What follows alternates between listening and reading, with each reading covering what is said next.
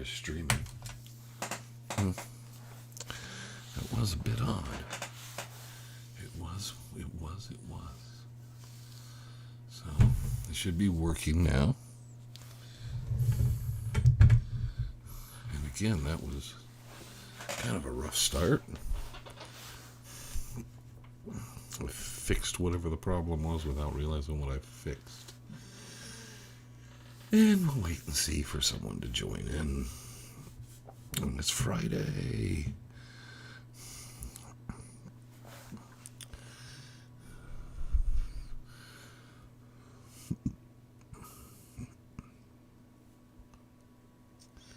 Should I just sit here and talk like this the whole time?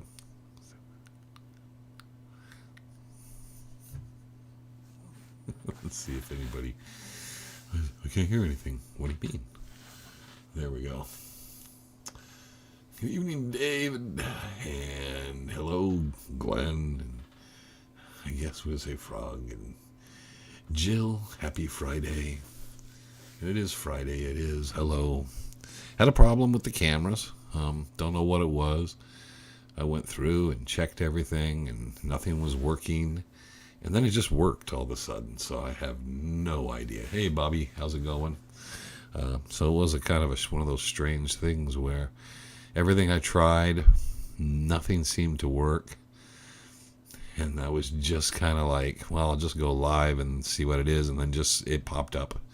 So it was interesting why it didn't want to do that. Flying solo definitely today. Trevor's in Missouri, Kansas City, Missouri. So he won't be back till Sunday. So he's at a convention or something, film convention or something of something. So he's having a good time. That's what I know. So, yep, it's Frog. Okay, well, I got it. Frog 5. Anyhow, we get to another Friday, another week in the books. And it kind of started to warm up yesterday up into the mid-high 80s, and then today it got back down in the low 70s. So it's kind of nice. Right now it's only 63. So yeah, there's definitely a 20-degree difference between the high yesterday and today.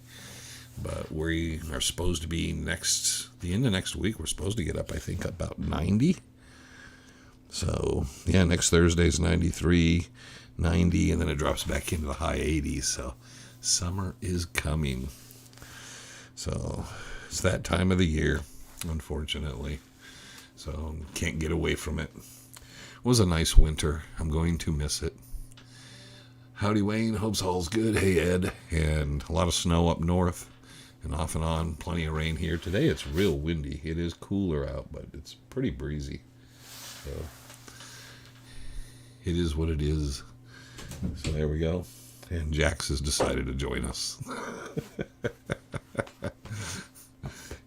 He makes his entrance. So, but to put a bell on you, you try to sneak around. Just driving back from the doctor's appointment. Well, hope everything went well and everything's fine. Still got snow here. They got snow up north. So, I don't know how. It might have melted now. Earthquake. Well, that's squeaky toy. Now we got enough of those. No, the dogs will always make an entrance because they have to. They always have to make an entrance. I can't even, no matter what I do, they find a way to open the doors. So I try to keep the doors shut just in case of any noise in the rest of the house. But it's always Jax. He can't take it. Once he hears me talking, he thinks that I need him in the room. So, yes, you're a good boy. Okay. So there we go. So end of another week. And not a lot going on. Always busy. There's people going in the mountains I've talked to. And some other things, but it's nothing terribly busy. It's kind of like, it's between work and everything. I'm sure I got plenty to do, but it's not one of those like, oh, what's next? It's kind of starting to get into the zone of plan the rendezvous, some of that stuff. I think we only have 1 or 2 Dawn's meetings left, so it's almost time for the summer. everything to quiet on down. So I'm looking forward to the world slowing down a bit for summer. Uh-oh. Something happened. Because the chat went away. That chat came back. Is it still a good time to hike out there? Yeah, it's still good. Snakes are out. But the mornings are really cool. We're still in that period where even if the afternoons it gets up 85, 90, it's not terrible. But the snakes are definitely out, so you got to kind of keep your eyes out.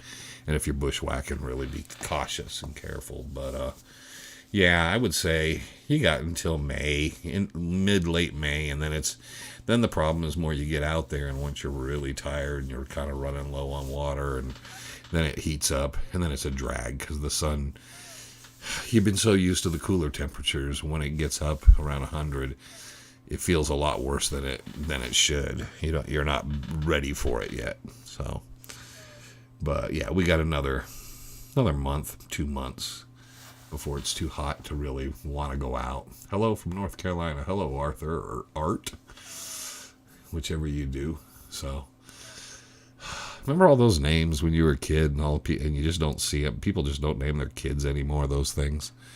They name all their kids Logan or Tyler, and just it's different names. I didn't know that many people with the names that the kids have now. But the normal names that you knew everybody back then, there's no Eddies or Scotts or people like that. Not even a lot of Mikes. Snakes, those are lunch and dinner. I don't understand that, man. I've eaten snake. I would not make that a choice. And it does not really taste like chicken, what I remember of chicken. So, no, I would prefer to eat something else. But that being said and done, and yeah, just didn't really do much this week. Talked to some people and stayed in touch and a few things, but it was kind of a quieter week of kind of seeing what was coming. A lot of stuff coming in, a lot of people trying to plan out stuff because the writer's strike is over, and now everybody's starting to try to gear up for the first time in a while on wanting to film projects, and they're running out of what they had kind of set up before, and what they finished up, I guess, is the reason. And now everybody's dodging around trying to come up with different programs and ideas and punch in stuff. So I did do the mysteries thing, but it's been pretty quiet. It was funny because it was just pre-COVID, and I remember I worked Unexplained, Unexplored, Beyond Oak Island. There was a couple other things. There was a mysteries thing. It aired. I can't remember what the name of the program is. And finished up on the Lust for Gold stuff. And then COVID hit. And then everything the world went funny. And then since then, it's been very quiet. And I didn't even think about it much. Because you've seen programming on TV and a few of the shows that they were able to isolate and do. Like Oak Island, Skinwalker Ranch, some stuff and they slowly started coming back. But I didn't think much about the new programming and stuff. And then someone was mentioning it to me, and then all these other things started coming up. And one I'm interested in, one I'm not. One I'll kind of keep an open mind about if they want me to participate in some way. But you just kind of wait and see what's kind of good. Watch episodes. The Ledge again. You came across some interesting geology. We came across a lot of interesting geology places we went. I always still think one of the most interesting geological things was, I know it's volcanic calderas and stuff, but that horse mace on one side is literally geologically different than you step across the creek to the other side. And what we were finding in the different spots. Frank and I thought that was actually pretty cool. And getting up on the Horse Mesa side, I was just like, I thought that was really interesting. That is literally the creek really splits it up and divides it. So, and you do find things like that, but it was, it was like night and day. It was just that loose stuff up on Horse Mesa where I fell, and then going the other side where it was much rockier, and you could see a lot more work had been done, but it was on the north side, on the Horse Mesa side, that we found the silver and stuff. So it's always interesting because I have all the mapping stuff from the geological studies that they did do, and I always look over you can look over them, but they went out and sampled, and then they just drew their lines of what type of rock formations and stuff, and then you go out and look at it and you think, wow, this is much different than I thought. Plus the erosion, the rain, and everything that's pushed all the material down through kind of changes the look of everything too. But yeah, definitely, I was so surprised when I was up on Horse Mesa, and I know we did use some of the video footage. We never used the footage of me falling because Trevor said it looks so fake because I was trying to protect the camera, and it just looks like I just am bouncing the camera and you really can't see anything. But I told him, I said it was so weird because every step I took, I could just feel the mountain just giving away, like everything was just disappearing underneath me. It was like a loose sediment. It was very odd. And, I was trying to follow the game trail that I found up there, but even that, the coyotes weren't collapsing. But you can see they were pushing stuff down. What was that silver ratio in the ore worth processing? No, we actually found what they had processed out of it. Well, I don't think we ever, the pieces of ore where we thought they were pulling the silver out, wherever the vein was, I don't think we ever processed that or looked at that. We just found the raw pieces of silver, small pieces of silver. And we found where they were probably breaking some of it down. So I don't know. And the price of silver, I couldn't believe that it would be worthwhile. But everything at one point was worthwhile. So that was, you'd have to almost ask Frank, and I don't think he did anything with it. I think we just looked at it as there was supposed to be a silver mine in the area, and somebody was working a silver vein, and then when we found that they actually were, that was kind of the neat thing. Working in there, I don't know if we never did find, we found where they were working a ledge, and I think we did film that. Trevor filmed Frank up there. I don't know how much of it we used, but we did find that ledge, and then Frank was packing a few choice samples. Well, not so much Frank. It was probably Trevor was putting them in his bag because we usually use Trevor. And I know that trip we went out and took a lot of those samples, which Trevor and Tyler were with us. But Trevor stayed with Frank, filming with Frank up one spot. And then I went down with Tyler, and we went actually up on another spot. There was another area I wanted to go check out in a cave. So we went a different route. And I filmed a little of that cave, I think. I don't know. That was a day. It was a really cool day, and we split up. And we filmed a lot, but I think we only used so much of the film because it's kind of boring at a certain point.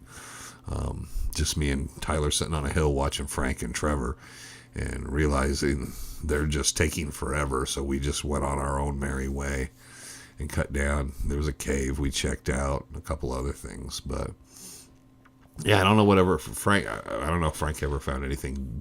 He never really seemed to be that interested in going back up to that ledge again. So I took it that is, it wasn't that, the value wasn't there. But we did find the silver in that area, in that spot. But we were supposed to look for, and what we were looking for was some type of opening. There was supposed to be some adit for that, and we were never able to find that. So I don't know where it's at, according to what we were looking at. And it seemed two different things, the ledge we looked at, because I think we were thinking, well, they have meant the ledge? But they did show an adit and talked about an adit, so I don't know.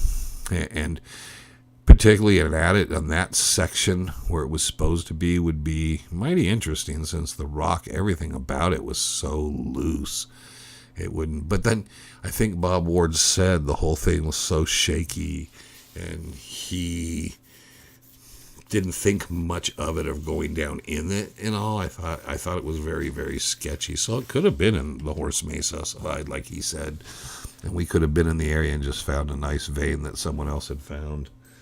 But we found that. We just were up there, and I just remember Frank saying we could tell suddenly, wow, someone went down this whole side of the mountain. And what were they doing? They were pulling this rock out and stuff. And then we finally found a little bit of silver. And then we found some nice chunks of silver that had been broken out of it. So, but it was nothing significant. I think we even, on the camera, if you watch the videos before that and all that and the Fish Creek stuff, you'll see it was a very small piece that he found raw, but it was down where the camp was. So, yeah, we don't know if it was all one and the same thing that we were looking for or not, but it was close enough. So, there's that. But that was pretty cool. The silver I've seen in the samples I have that have really nice pieces, nice runs of silver through them are from the Silver King mine. Some of the stuff I got at the dump there, and that has a little bit of copper through it and some gold in it. So those are nice pieces. But it was a silver mine, and it did have copper and gold in it, so that makes sense. But yeah, it was really nice stuff there. And it's a real dark rock with the silver running through it. And it looks really nice. The silver's nice, big, thick bead running through it. Anyhow, there's that. I don't know how we got in there, but yeah. The ledge. Yeah, that was when we were looking for that ledge because it's supposed to be the mine. The adit to the mine was up on that ledge. And I thought I found it, but I couldn't find all the ledges I looked at. None of them had anything that could have been an adit or looked like they really had been worked. And that's when I found that it looked like a cigar store Indian thing across the canyon.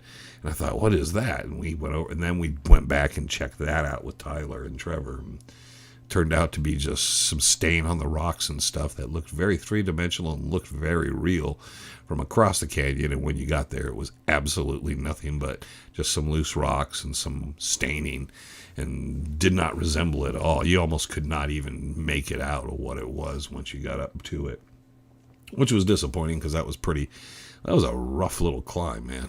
We went right through.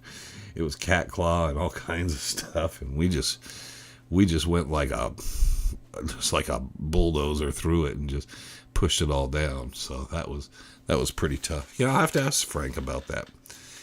I don't know if he watches these, he watches them after the fact, and he wouldn't message.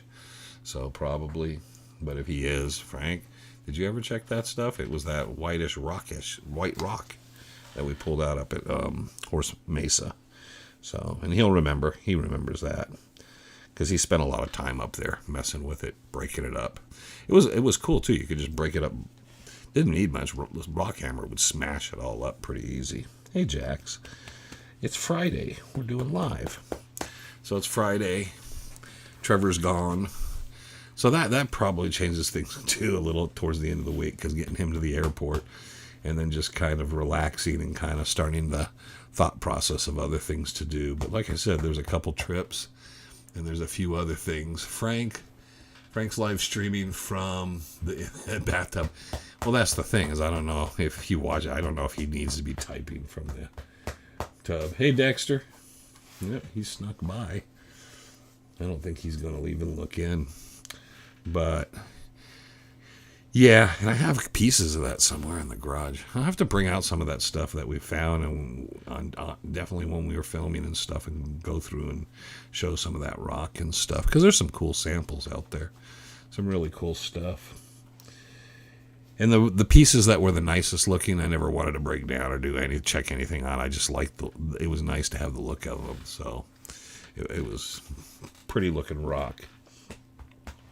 In fact, that whitish rock stuff looked more like what kind of some of the silver chief ore was, which is funny because that's silver ore too.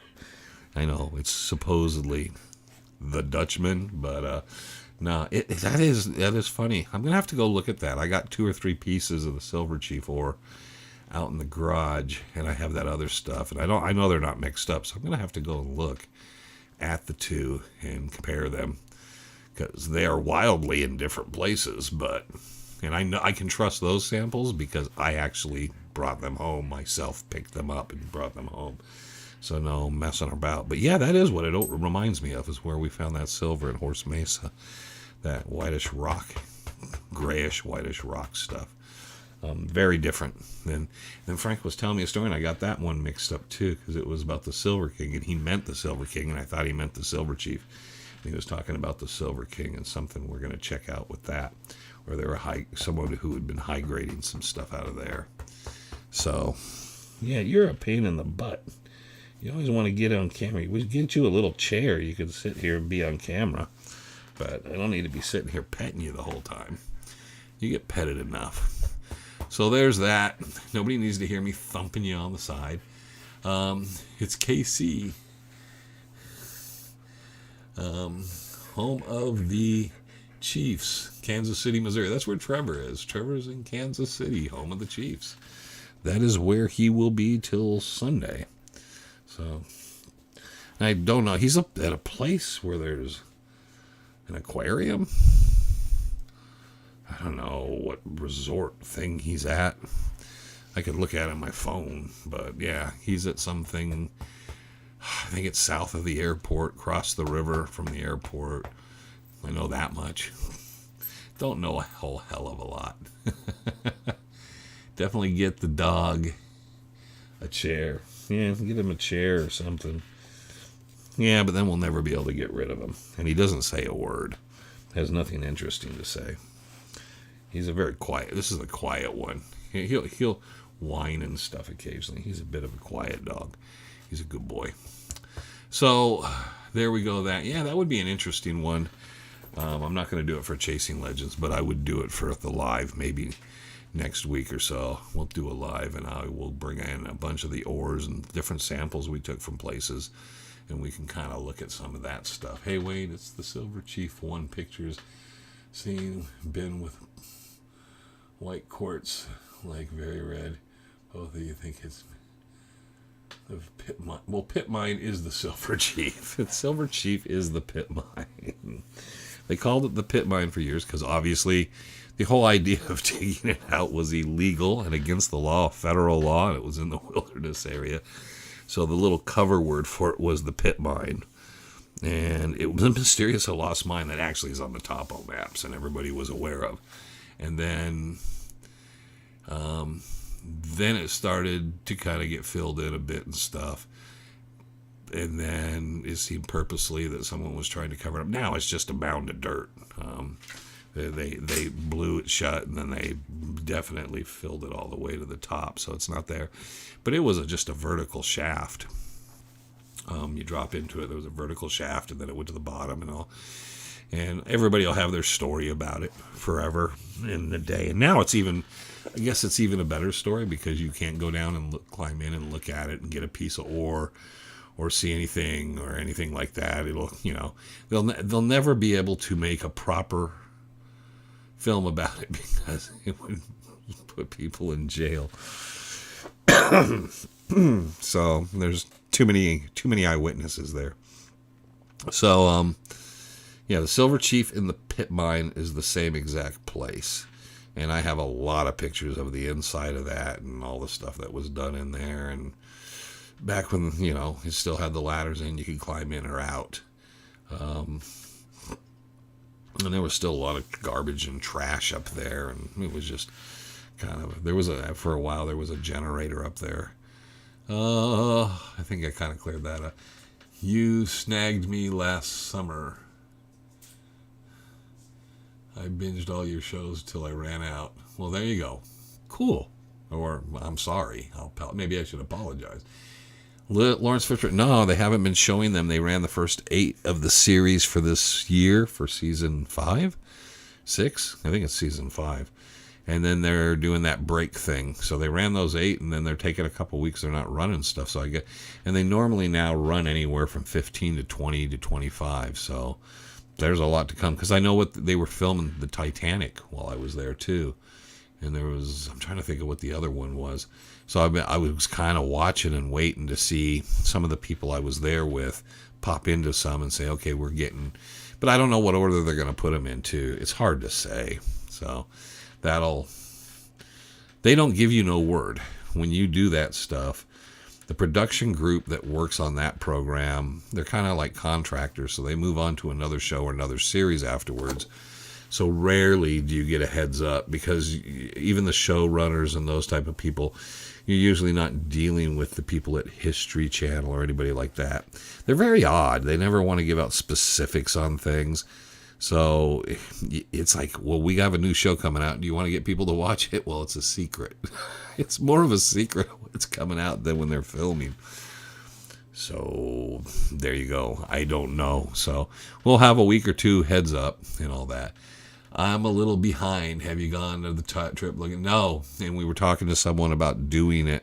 And that was one of the things Trevor and I talked about. And kind of we were hoping this winter to get up there. Hey, Rocky. And we didn't get to. Hey, Dexter. Come on, Dex. Dex, come on. Maybe we can get the elusive Dexter in. Dexter. Dexy. No, Rocky. Can't get under there. Come here, Dex. Dexter. Nope. He says no. He says, no, I will not do that. I will not be on camera. I'm not going to be on camera. The other two went to go get him. So, yes, I wanted to go up there and do that because I still can't see it. But here's the funny thing. There's a site we're going to go film at here shortly. And if you're on Google Maps, Google Earth, you can't see it. Nothing that's there, but it's there. So it makes me understand is it's going to be one of those weird things where you can't see it unless you're just physically in the spot. And it doesn't make a lot of sense. If you know where it's at, you can kind of make it out, but you have to really know, oh, this is exactly the spot. Okay, I can kind of see this here. That's going to be interesting. So I did want to get up there. I told Trevor it'd probably take, I said I didn't know how I wanted to approach it. There was two different ways. One was trying to go up the original way we went and see if we could accomplish that, which might be difficult because if I pick the wrong spot, it's not going to work very well. And, God, man, how long has that been since we were up through there? I'm trying to think. Man, was that late 70s, early 80s? 1980? God, that was so long ago. So who knows if that little trail that was kind of there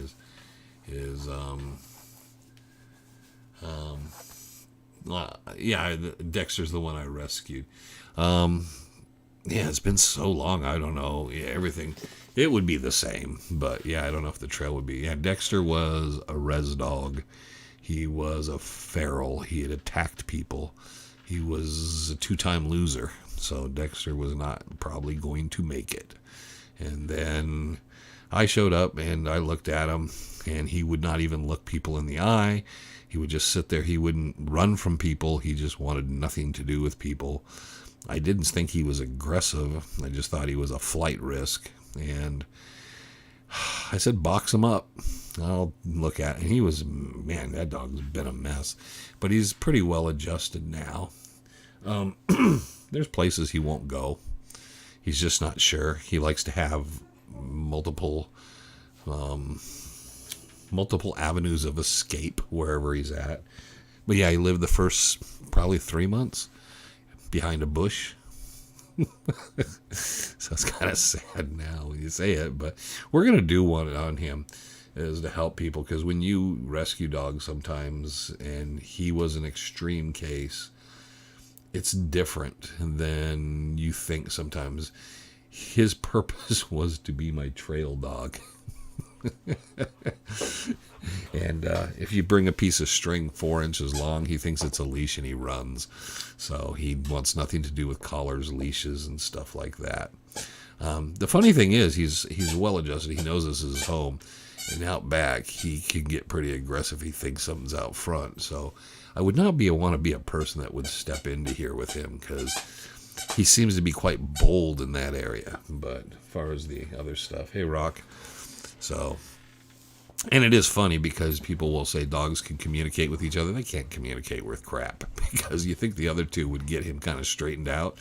No, nothing. They're the smarter breeds.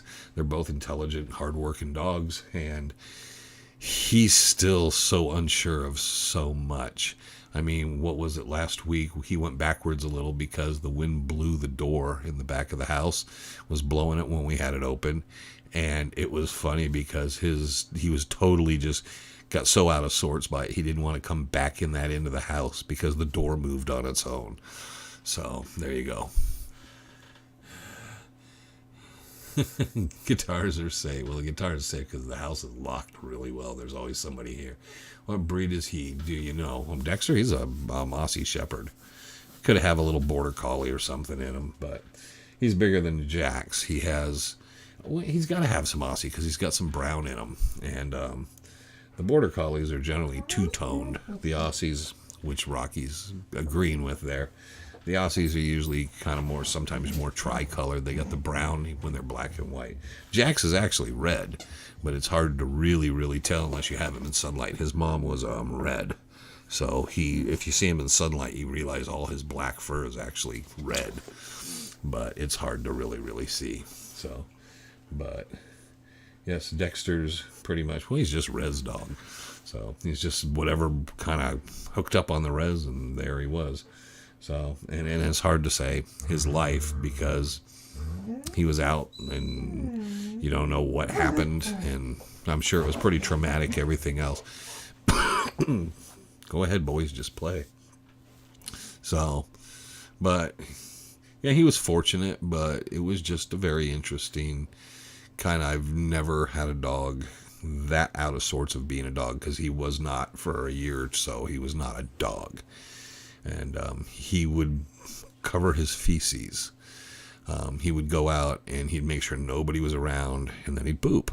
And then he'd make sure he covered it and hid it everywhere so nobody could know when he left his little area and went out and did something and came back. He wouldn't eat in front of you. It was really odd to watch how he kind of snuck around and did everything.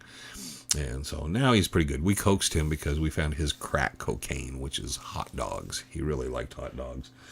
But even then, it took a long time. And so he's very distrustful. But now, I can sit down in his bed with him and hand feed him and stuff. But if you make a sudden movement, he's gone. So he runs off and takes off, and he's kind of out of sorts again for an hour or two or three or a day. But no, so he's getting better. I don't think he'll ever be normal, obviously. But it is what it is. And he's a pretty good dog. Here he comes again. Maybe someday he'll poke his head in. He's been in here. He's just only in here when nobody's here. He came in here, the white screen for filming. There's that, you put it up, and you can use the projection device on it. And he came in here and took it out of the bag. And my wife looked out back and saw him running across the yard with like this big white sheet. And it was him. He came in here, took it out of the bag, took it out back, and he was running around the yard with it. So none of us are normal. So he's just an odd one. He's different. So, and like I said, he finally now will come over and let you pet him. That's a weird thing. People don't. Having a dog that you go over and you have to be very careful, not because he'll bite you, but because he reacts badly to movement around him. And it's been well over 2 years, probably going on maybe 3 years, of basically at the point where he will get up, walk over, and he'll keep a little distance, but you can pet him and scratch him, and then he'll go walk off. So it's definitely kind of, his behavior's changed, but his trust, the very people that have took care of him, brought him in the house, did everything, and we can give him a bath and everything, there still is, it wouldn't take much to break that trust with him. So, and outside of the family, I don't know who else there would be. I don't think there's been anybody that he trusts outside of just us in the household. So it's a good thing. And I talked to my brother about it because he's a vet and he's pretty damn smart. I figure he is. And, that's right, Andrew, you're smart. It's in the DNA, brother. But anyways, I talked to him about it and all. The one thing you realize if you get a book or you watch videos and stuff is everybody has a different experience. And sometimes they come around in a few days or a week or a few months or this or that. And I remember my brother telling me, or never. And this one's going to be kind of one of those forever ones that's always going to be not stupid, but just not going to, whatever trauma he suffered, he's not forgetting. And you're very aware of it when approaching or being around him. So there you go. Enough about Dexter. We're not supposed to talk about all that stuff. So there you go. None of us are normal. That is right. So again, it's been a quiet week. Thought about a couple things to talk about, and then I was kind of like, we let it flow. But I do like the Aura idea, so I'll have to kind of keep that in mind. So one live. I bring in some of those pieces and hold them up, and we can kind of get a look at them. I also saw in here where there's different camera setups, so I'm going to have to talk to Trevor when he's in, because there's one for intro and different stuff that's set up in a Zoom one and a map video, and I'm going to have to ask him how to do that, because I would actually be able to control it from here and do that stuff on the screen, and that might be cool to make it more interactive and fun to do. So there you go. Do you think the classic John Mitchell Lost Treasure stories are legit? A lot of it is. The writers, of which I got Penfield's. I own Penfield's collection. Thomas Penfield, the author. That author, I own his collection. Go figure, huh? And Oscar, God, I can't remember his last name now. Branson, and then Kit Carson's, Xanthus Carson's. I got a lot of their collections. I ended up owning those. Those became mine. And lucky me, to end up with all that stuff. So I have in the manuscripts and stuff where they wrote their books and stuff. I don't have Mitchell's. I don't know who owns Mitchell's. But who knows? They might go to throw it out and say, hey, you want that stuff too? No, and then I'll have to make more room for that stuff. But I found a lot of times they kept a lot of stuff. The most interesting thing about those kind of collections is not the manuscripts they wrote or some of the source material in the magazine article or the chapter in the book. It's the letters they got, because they would save the letters to their files on those treasure stories. And that's kind of fun to go through, as all the people, some of the people are going like, can you give me any help on this? Or I love the story, I'm going to go look for it. Some people were the people from the area that knew something else about the story. So that stuff is really cool. So, and you know, so I kind of delve in that. And that's, I feel like that's going to be a lifetime. I've been getting into it a bit more. I haven't got into much outside of the Arizona stuff. I've looked at a couple things outside of Arizona when someone brings something up or I see something on TV. But I think the only thing I went through the files for was some of the Victoria Peak stuff. I think that might have been it. Most everything else I just stayed in there, because it's a ton of stuff, man. There's hundreds and hundreds and hundreds of files just for Arizona alone, and it's separated by counties, and they're all disorganized. So I'm trying to pull all that together, and that's what you're kind of hearing sometimes on the Chasing Legends now, as I'm going through and I pull the one and I look up some of the information. If I can find newspaper or anything that corroborates the information, not collaborates, then I say, okay, that's a good story, because I want to kind of keep the ones that I think are pretty valid. So there were times that I think they embellished and added things. Apache Death Cave was one. I think he knew better. I think that was Maurice Kildare wrote that one, and I got his stuff too. And I think when he wrote that, I think the whole idea was the guy's name Miller, who was living there at the time and had the little museum and stuff. He embellished and built that, and I think Kildare just thought, that sounds fine to me. And then he built that story up. There was no Apaches in there. There was nothing. The Navajo did not kill them. There was never probably any skeletons in there. That was all a contrived thing.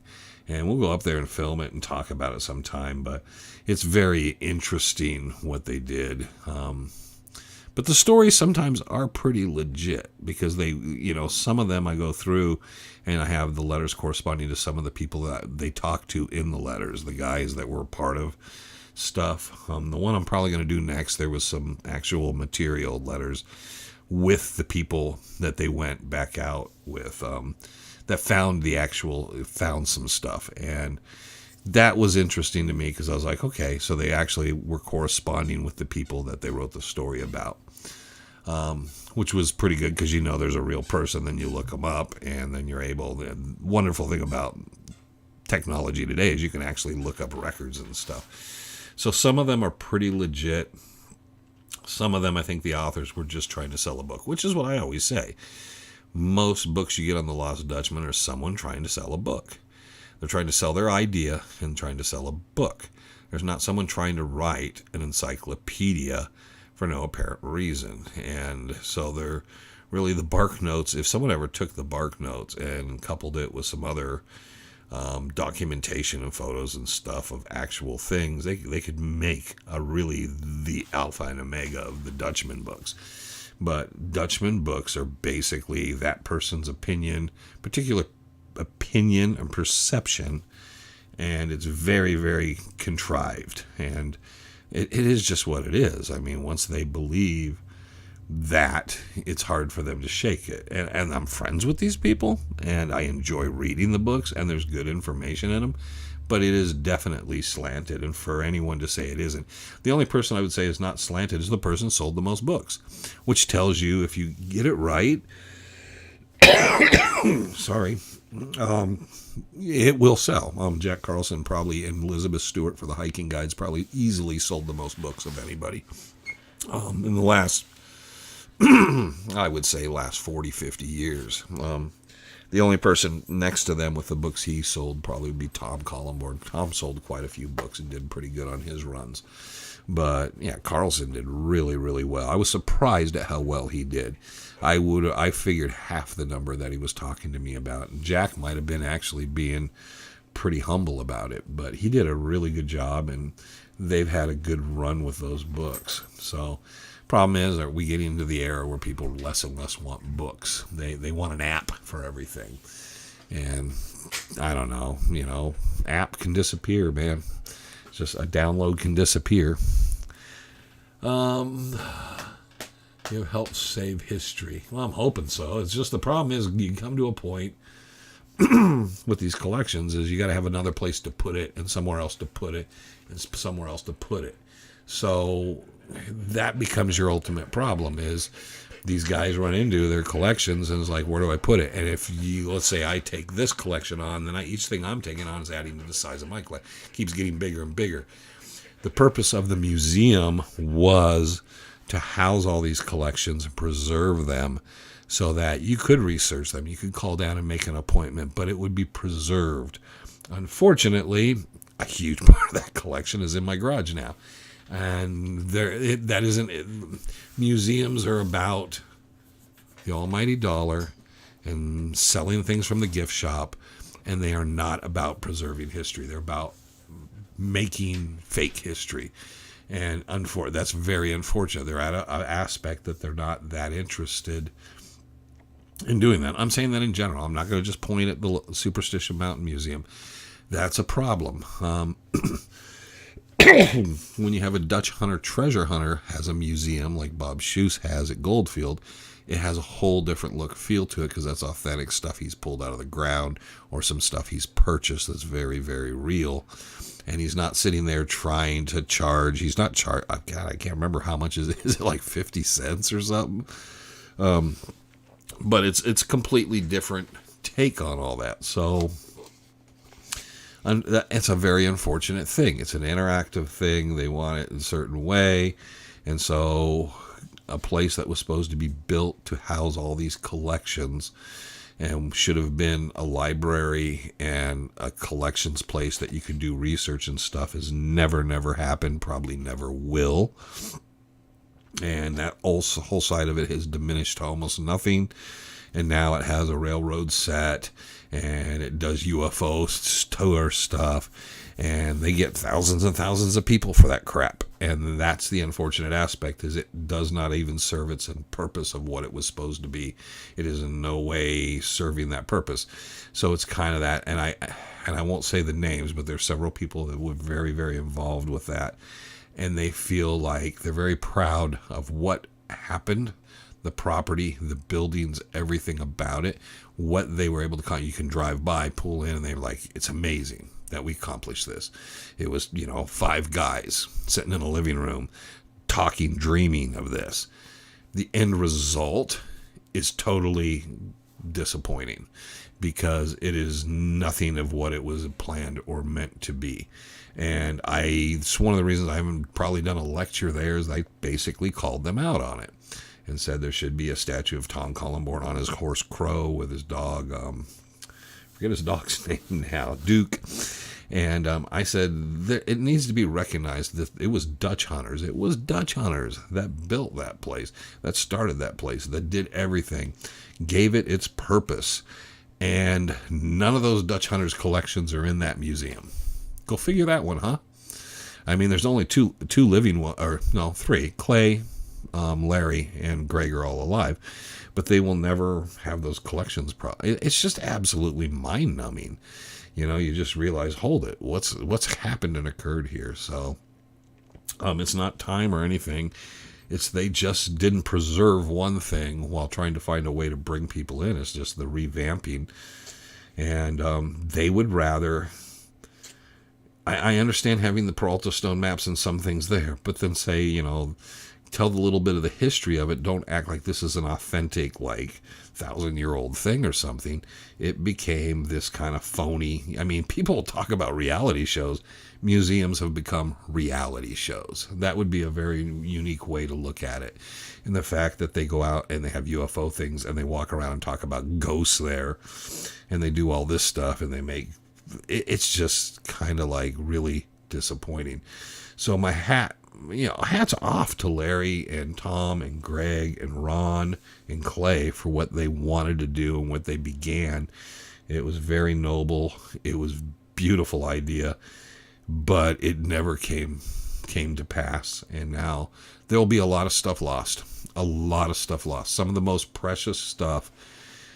And some of the things that would answer questions that I've never seen, we will never see because they will just be lost to time. They'll just be buried and lost.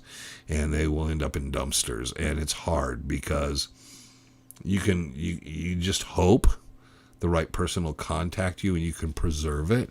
And you can find a way to preserve it. If I had the money, we got that lottery this weekend. I won that lottery. I'm putting the money aside to buy the property, to build the building, to have the library research center, to put that stuff in. It's concrete, it's metal. That stuff is going in there, and then I'm putting the money there just to pay the electric and water for the next 100 years and just be done with it and say, everybody put your stuff in here and preserve it, because that was the purpose. And if you saw some of the things I saw that will never be seen publicly again, because they wouldn't even let you take pictures at the time. That's just, it's going to be such a loss. I can tell you one thing is just the diaries and journals of people. When you see people who lived during times and eras and searched for the Dutchman, and you're reading their day-to-day and weekly journals and stuff, it's just amazing. And we're not going to see any of that stuff. It won't be published, won't be preserved, it will be lost. And that is the saddest part of all this. So history is getting lost more and more day by day. And this last bit that I saved, like I said, unpublished manuscripts of books that never came out were sitting in those file cabinets, and they were going to go in a dumpster.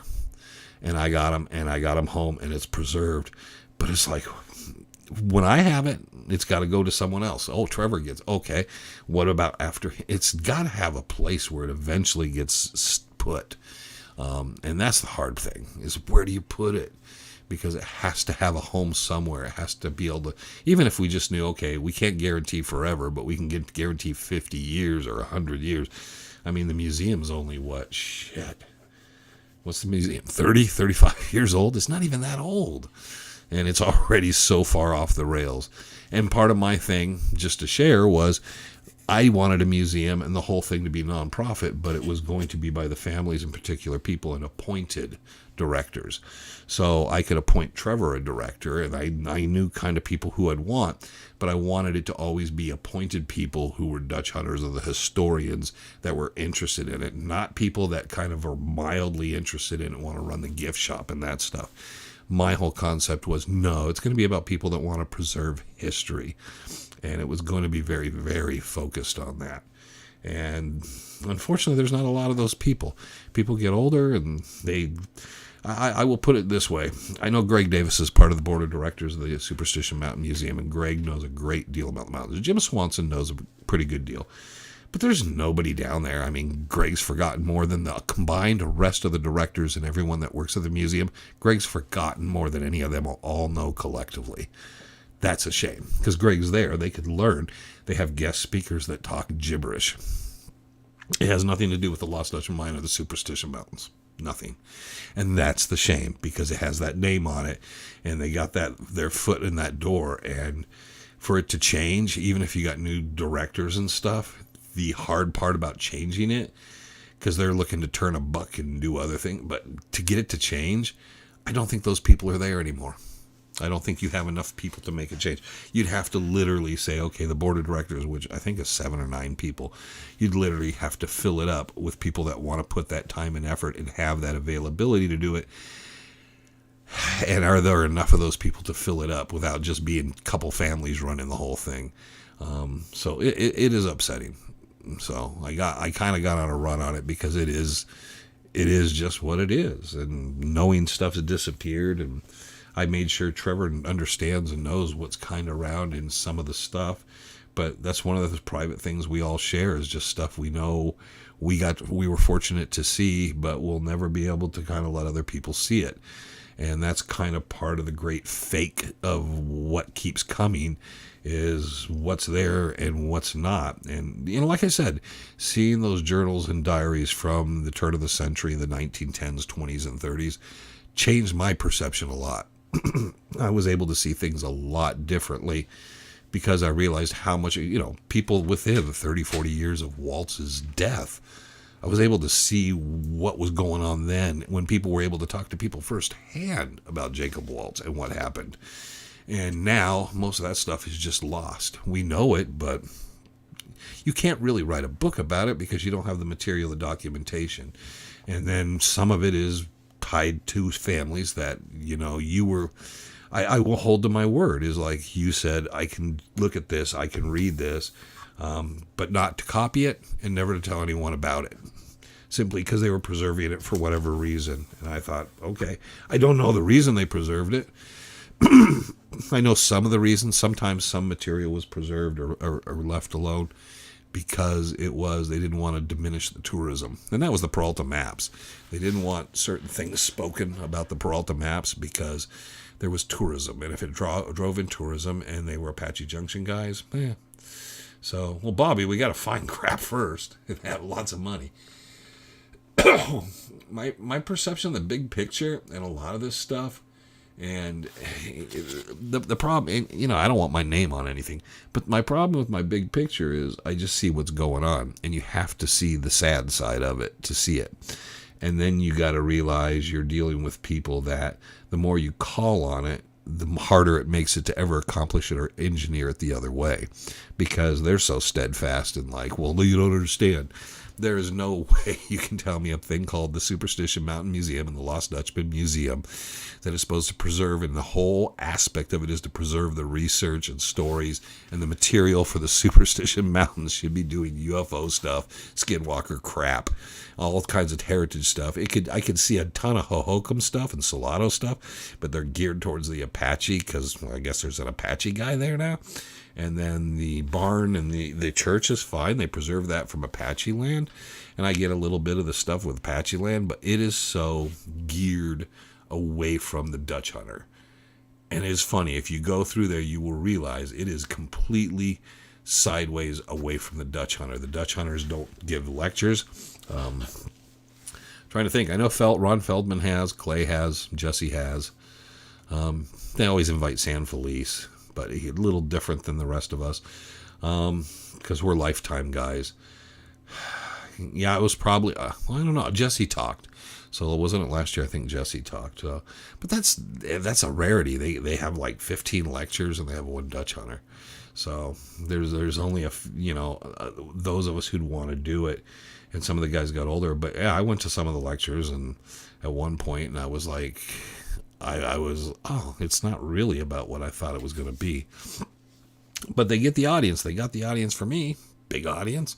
They could get it for other things. People would listen.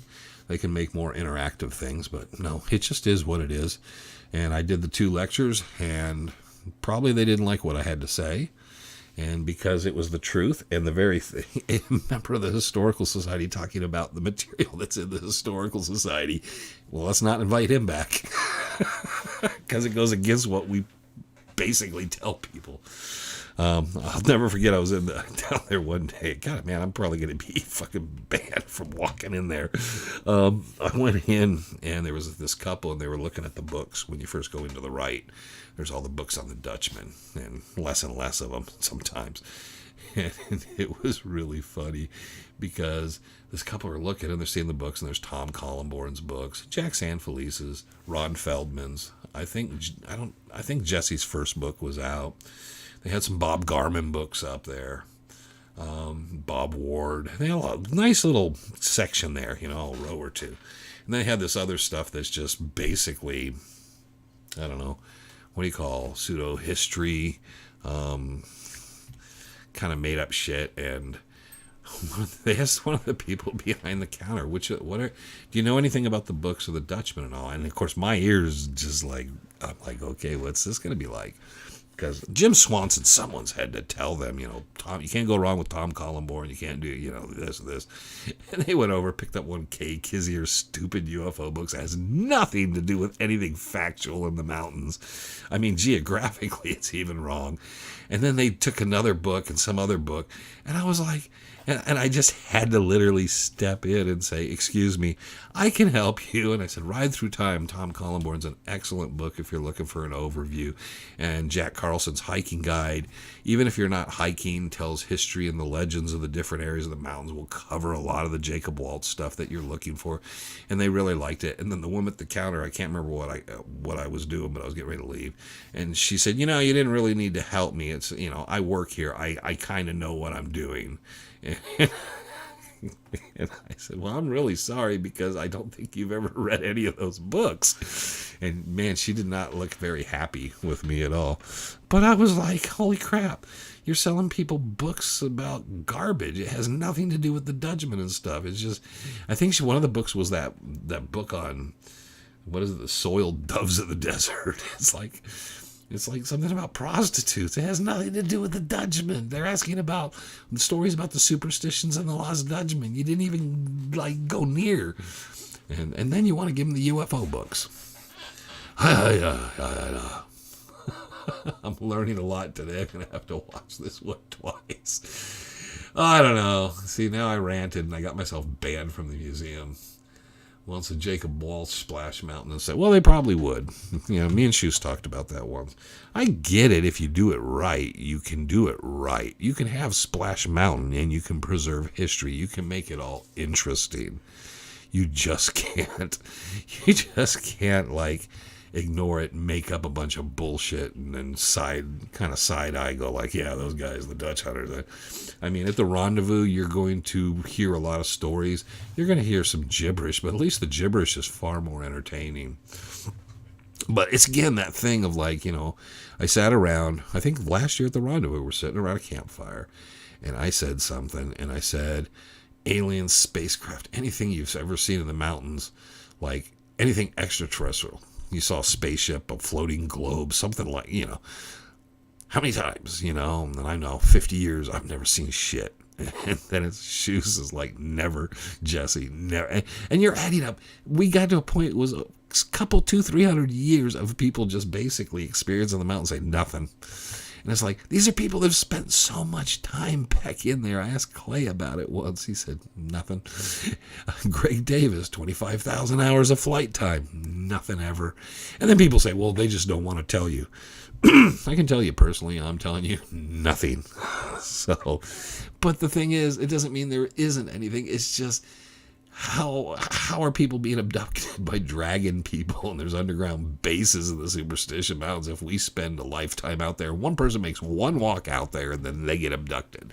Come on, how unfortunate are we? Jacob Waltz's California 49ers Wild River Log Ride.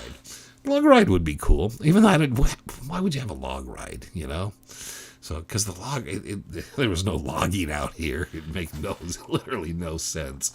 I get the, what was the one, the Grizzly Bear Rapids thing off the mountain? I get that, the flash flood rapid through LaBarge or something. That would be kind of cool.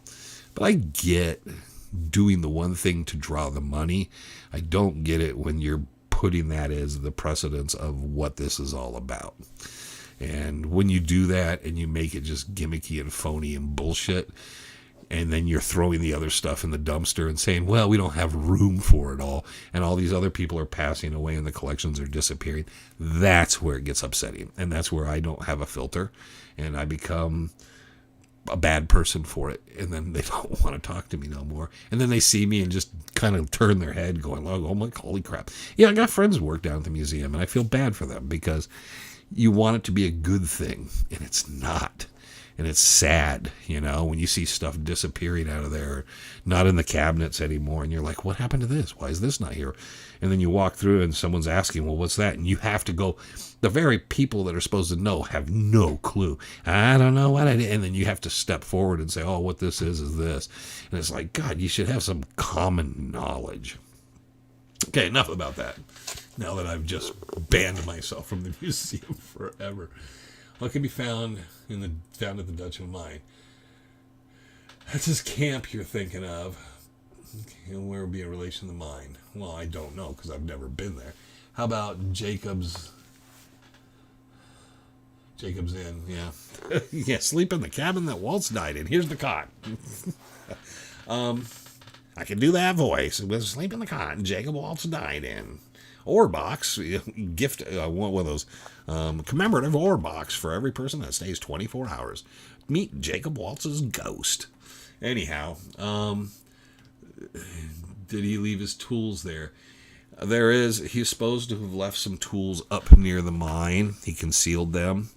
There's someone out there who's a bit nefarious about, like, they recovered some of the stuff and all. And when that guy's gone, we'll have to do an episode on the bullshit of that person and just expose it utterly. But he said he told Reinhard Petrasch, we don't need any tools up there because I left tools up there, but we're not going to the mine. We're going to the camp. And the camp, the camp is not that far from the mine. There's some distance. Gideon Roberts, you're asking a lot of questions. Can rob you blind while you sleep? I don't think Dick Holmes and Gideon Roberts ever Gideon Roberts probably knew Waltz because of his travels from California to Arizona, because the Roberts family came over. But I've doubted very much that Dick Holmes ever met or knew Waltz, was there when Waltz died. I really doubt that, because I've heard, like I said, I don't want to get too deep into it. Dick Holmes, if you read the newspapers, tells about 5 different versions of the story. His wife tells different versions of the story. Then you have Brownie telling different versions of the story. Their versions of their story changed as time went on. Dick Holmes put Waltz in the wrong place in the cemetery. I mean, it's just absolutely BS. So I really don't go for that. I don't know why he did what he did. Maybe it just, got him some drinks. I don't know. But he put Brownie on the path, obviously. But I think everything Dick Holmes he got from Julia and Reinhard or someone around there, and that's what the information he had. I thought he left a third cache of gold. It was buried not at the mine, it's at his camp. He wanted to go with Julia and Reinhardt to his camp and retrieve that. He said there was enough for the 3 of them there, and then he would show them the directions to the mine from there. But he had no interest in going back to the mine, which he had covered. He said, we'll go there, get that, we'll get out of the mountains. So that was his plan. That was it. That was the plan, the beginning, the alpha, the omega of that plan. Oh, my blink is going off. Oh, UPS is here with my book. I have a book coming. And there went my ring. So, no, we don't have to bark. We don't have to bark. No, we don't have to bark. No, you're too loud. I know it's there. You heard the bling. Yeah, the dogs actually will hear the laptop in the other end of the house go off, and they'll run up front because they know that means the cameras are going off. They'll go look out to see if they can see who's out at the cameras. Smart, but yeah, they hear that little noise on the laptop and they go, oh, it's not a specific noise, it's just a weird clicking noise, and they realize that something set off the cameras. Anyhow, but Waltz's description of the vein is pretty easy because it's hematite, quartz vein locked in hematite with gold like popcorn sprinkled through it. And he said you could break it off, literally break off pieces of the gold like popcorn kernels off of it. And he said he'd never seen anything like it. So we have the bark notes, and that piece is up there in it. So I always take any other description. What Jim Bark, Julia, and Reinhardt told Bark about that stuff is probably as close as you're going to get. And it's funny because Dick Holmes, all that stuff's missing, It's like they were not miners, they were not prospectors, they had no clue, and they just repeated what he told them. And it's a pretty kind of interesting description, and then nobody else had that information. The reason it wasn't in books and wasn't talked about and all that stuff didn't appear is until Sim Zeeley finally wrote a little about it. Yo, Bowman, there you go. But until the books start coming out and people started catching the bark notes more, that's when information came out. So it changed things. So when you look at the books of the late 70s, early 80s, because of the availability of the Barks notes, that changed how some of those books and some of those stories were written, because we realized some of the stuff was just urban myth and legend and so forth. And it was... He said there were 3 caches. He took the first one when he left the first time. He came back. He covered the mine. And then he basically grabbed the second one, which was another smaller one. And then he wanted to go back with Petrash and Thomas to grab the biggest one that was still there and covered. And that was all he wanted. And it was not near... The stash was not at the camp. It was near... it was at the camp. And he said you can see it from where the camp was. So it wasn't a great distance away. You were able to see where it was. There were several. There was 3 caches. 2 small. Yeah, we're just repeating the same thing over and over. So I'm surprised anyone ever proposed to move Jacob's gravesite to the mountain. Why? He died in town. He was buried by the Petrashes on their site. There was actually a petition. I have all the paperwork. They were going to dig him up and do the... carbon dating and test things and stuff, and because they wanted to make sure it was definitely him. And then once they had the documentation, realizing he was actually buried there, and that was it for real, because they had the Holmes guys saying, no, he's buried over here. And then once they found the documentation, they said there was no reason to really dig him up. Today's technology, they would be able to tell you what he died of and everything, and exactly how old, and probably the area of all that stuff is. So but yeah, that was in the 70s, late 70s, maybe early 80s. I have all the documentation on it and stuff, and they just decided, why disturb him? There was no reason to disturb him. What were we going to benefit? It's kind of one of those things. What we're going to benefit really knowing? He died of pneumonia. He died of old age. I don't think he was poisoned at that point. I mean, it wouldn't have taken much to do him in anyway, so they didn't really have to do anything. So and I know Greg Davis was part of that, but it was they were doubting because of that very thing of where people say, oh no, he's buried here, oh he's buried there, and they were just like, and then they had the material from Herman and Reinhardt saying where he was buried, because it was their family great plots that they had bought, the family had bought.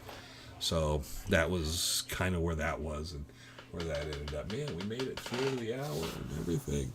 Let me go back here and make sure I catch all this. So he didn't have the tool. There was tools up there, because he said that there was tools.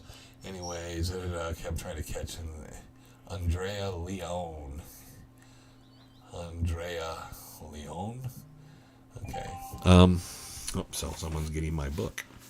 But anyways, so the bark notes are really, and I've talked about them enough, but the bark notes are such a great source, because Jim Bark, Reinhardt went to him and said, look, you own the ranch, man. We're having no luck. Maybe if you run across some of this stuff, you can let me know and, help us out here, because we have no clue. And then Jim got really interested in the story, asked Julia, hey, do you mind? I can maybe help you guys. Oh, sure. And then she said, then he kept going back and forth to them, trying to see what they each could tell him. And then he said it was just literally exactly the same story down to the details.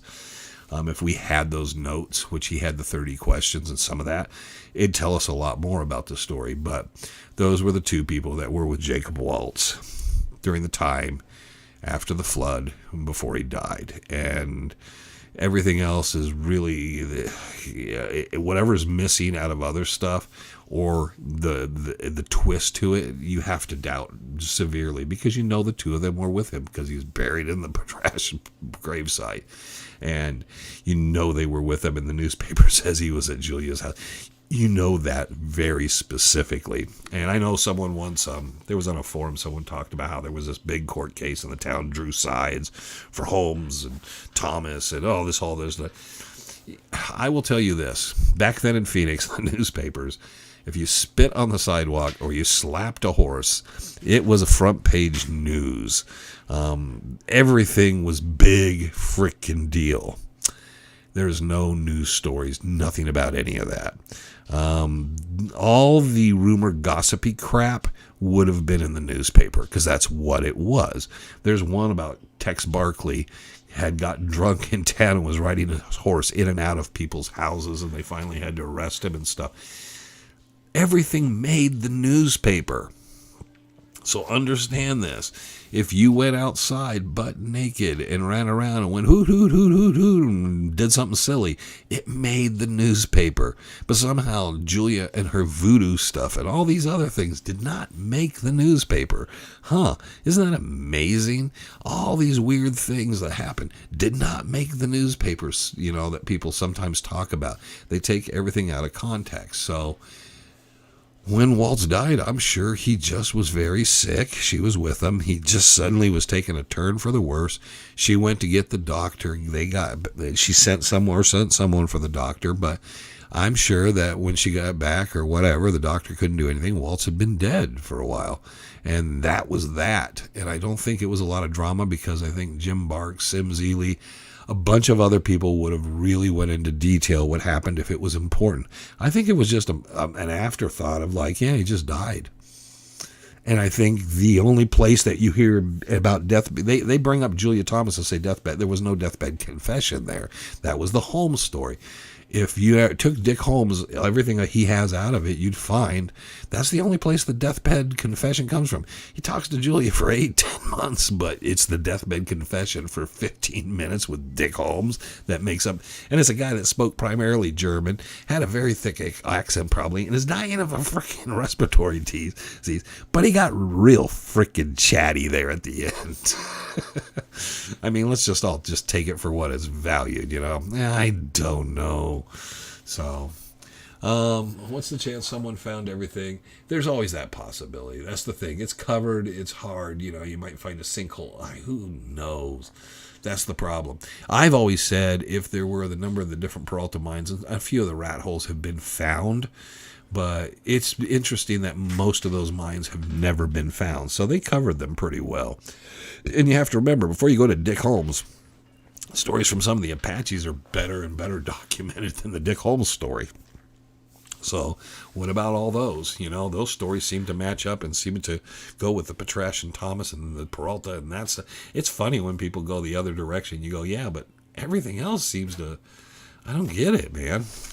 Why do you go with the worst possible source? There it is. Okay, thank you. Folks, there's no better place you can go to get the real. I don't know. I try to dismiss the garbage and tell people to go look and find more truth. So there you go. And I wish those collections could be made public. That's one of the reasons we've done. And I will eventually learn how to work the scanner and upload everything to the website just so I can start going through archives and dumping stuff online just so you guys get to see more and more. I want to get some of my photo collection and that kind of stuff online more so people get to see some stuff that they normally wouldn't see. We want to go film in some spots. I mean, one thing. Here's one for everybody. The place where Adolf Ruth's body was found. It's just off of Needle Canyon. It's down in the foothills below Blacktop Mesa. It's a very real spot. It would be interesting. I think there's maybe a picture out there too. There's just nothing. There's a wild story about Adolf Ruth. And then everything about the actual spots and sites, they're marked. We know where they're at, but you never see pictures of it or anything that details it. And one of the reasons I did that, I've done stuff and I've taken it to people and shown them. His skull, as the crow flies, was less than a half a mile from where the body was. And if you look at it and look at the game trails that run through there even today, you would say, oh, something running out. Yeah, it's not like he was up on Blacktop Mesa. He was down, look where Needle Canyon is. He was in one of the drainages in there. So it's different than what you think it is. And you basically come out of that drainage. I think there's another drainage, go across the Needle Canyon, wash them there, and you're up on the other side, and you're at Bull Pass Trail. And guess what? That's where his skull was found. It's not as far as you think. Now, I don't know if you could stand up on a hill. You probably could stand on a hill there and look over that way. It is just not. Me and Randy wanted to do a thing with big red flags to show so people kind of start getting indications of understanding time and distance and that type of stuff, because that is always the shame, is People don't realize there are things that are marked. There are places in the mountains marked of where specific things happened and stuff, and they're still there. And filming them would be really cool. Like I said, I was always surprised that nobody ever went out and did pictures. And I've always said, if you do books, you have to do several, because you want to cover these things in detail, the documentation. I've always said, I'm no Adolf Ruth conspiracy guy. I'm not Adolf Ruth was murdered guy. But the biggest files I have are Adolf Ruth, because there's so much documentation. There's tons of it. And the documentation leans it away from the murder conspiracy stuff, but nobody cares about that, you know.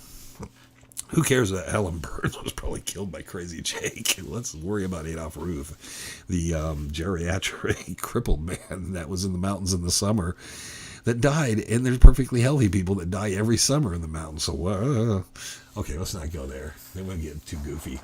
All right, hold. What's the chance you enjoy? Okay, thanks. Yeah, we got to get out of here. How did the Peraltas find the mines in the first place? Well, because they explored. It was probably surface.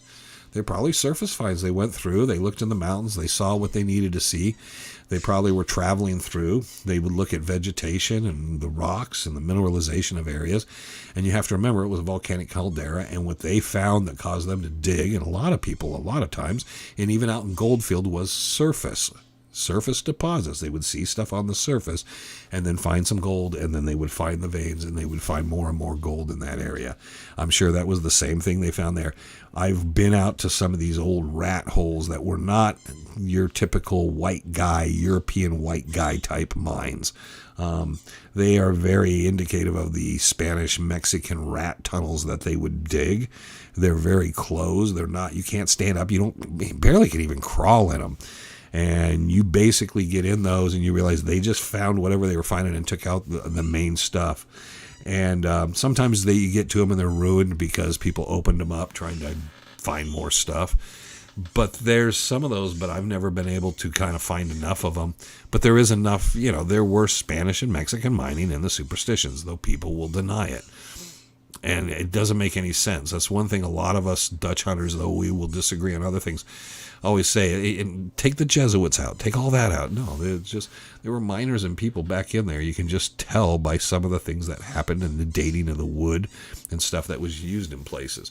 But the other thing you have to tell people is quit thinking in the normal sense of a mine at it with beams and this and that, and the hard rock mines that you typically think of. Quit thinking of vertical shafts. Start thinking completely different, because the description's there. And you have to look at it in that perception. Draw yourself an angled slope, an arroyo.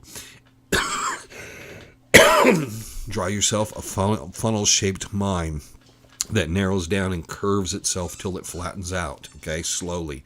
And take that and do that and put that in that on the slope at the angle. And once you figure you've gotten the description right, look at that, because it's going to be very different than probably what you were thinking in your head.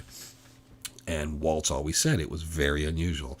No miner will find it, no cowboy will find it, and blah, blah, blah, blah, and everything he had. So I'm sure that the Peraltas and the Spanish, they just looked, and I've known people that can look at ground and tell you, because not just the iron, not just this, they could tell by the colors of plants and the mixtures of different things, the chemicals in the ground, and they were able to tell without testing stuff. Kind of was a good area to look at. And I'm sure they would be exploring areas, and they would look in areas, and they would look, and they understood these calderas and vents, had a scientific knowledge we do not have, but they understood something, and they were able to find these deposits. So that's what it is. All right, we're going to enjoy our weekends and get out of there.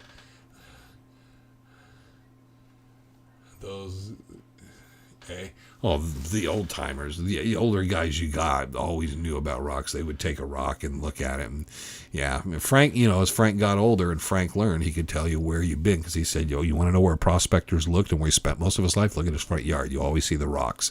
And it was funny, because I've learned that too. You can tell by the rocks, sometimes the typical areas they've been in. Mine's a bit harder because it's a mix of all over Arizona, because I collect places I go and then just deposit things just as part of a memorial to the places I've been throughout Arizona. So I got stuff from every place. But it is very true. And but no, at one time, these guys had a different way of approaching it. I met an older gentleman that his father had taught him, but he wasn't quite the guy his dad was. And he talked about it. And the colors of leaves and different things and the oil in leaves. He said there was ways you could tell because the chemical compositions would come out in the plants. And he said you could see the haze in the air and certain things. And it sounded like bunk, but I'm sure they were very successful, and it was an art form.